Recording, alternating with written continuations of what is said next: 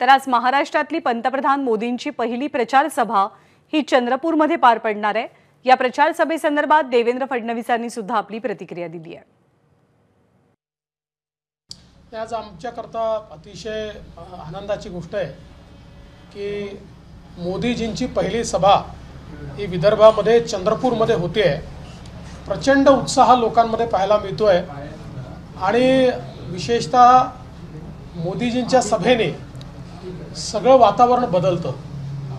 आज विदर्भामध्ये भारतीय जनता पक्षाला आणि महायुतीला अनुकूलता आहे, पण मोदीजींच्या सभेने ती अनुकूलता अधिक मोठ्या विजयामध्ये परिवर्तित होईल याबद्दल माझ्या मनामध्ये शंका नाही।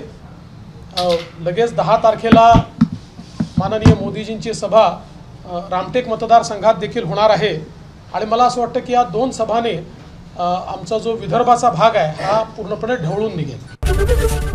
एबीपी माझा, उघडा डोळे बघा नीट।